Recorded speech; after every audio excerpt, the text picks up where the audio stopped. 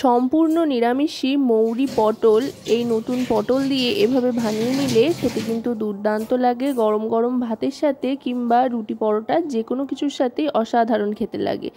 যেহেতু মৌরি পটল সেই জন্য একটা মশলা আগে বানিয়ে নিতে হবে। এই মশলাটা কিন্তু অবশ্যই ব্যবহার করতে হবে, যাতে বেশ খানিকটা পরিমাণে মৌরি, গোটা জিরে, দুটো এলাচ আর অল্প দারচিনি নিয়ে নিয়েছি।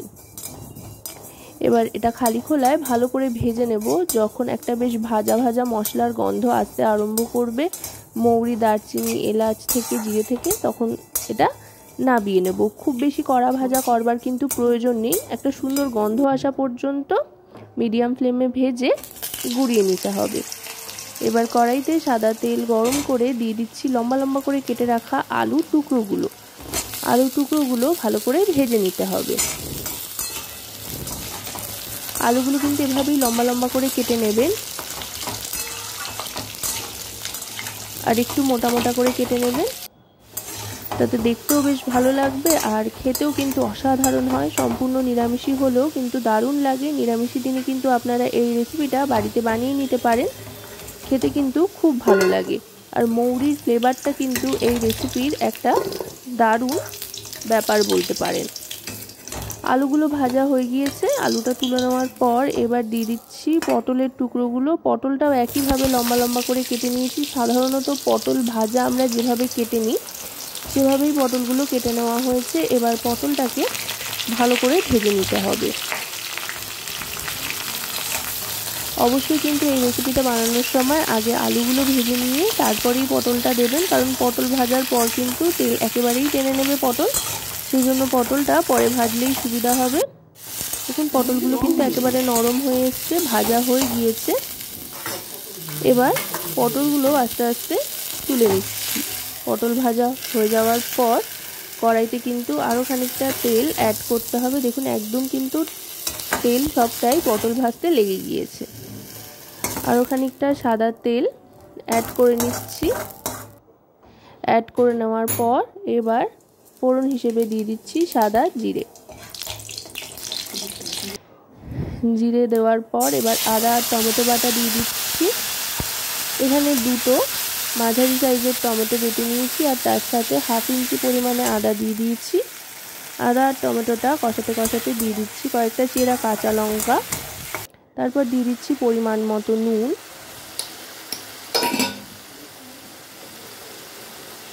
নুনটা দিয়ে এবার গ্যাসের ফ্লেমটা লোতে করে দিয়ে একে একে সমস্ত গুঁড়ো মশলাগুলো দিয়ে দেবো। দিয়ে দিচ্ছি এতে হলুদ গুঁড়ো 1 টিস্পুন পরিমাণে, তারপর দিয়ে দিচ্ছি ধনে গুঁড়ো 1 টিস্পুন পরিমাণে, তারপর দিয়ে দেবো কাশ্মীরি রেড চিলি পাউডার, এতে করে সুন্দর একটা রং আসবে।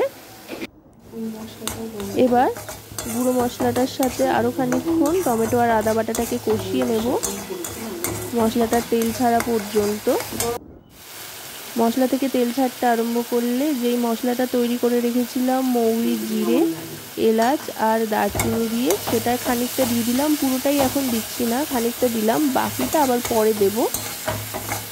যেহেতু মৌরি পটল তাই এই মশলার গন্ধটাই কিন্তু সবচাইতে বেশি স্ট্রং থাকবে, তাই এটা একটু পরে দিলাম আর বাকিটা শেষের দিকে দেবো একেবারে রান্নার। এবার ভেজে রাখা আলু পটলটা দিয়ে মশলার সাথে ভালো করে কষিয়ে নিচ্ছি।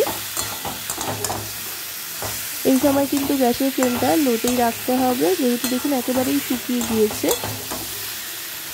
মশলার সাথে আলু পটলটা ভালো করে মাখিয়ে নেওয়ার পর এবার দিয়ে দেবো এতে পরিমাণ মতো জল আলু পটল সেদ্ধর জন্য।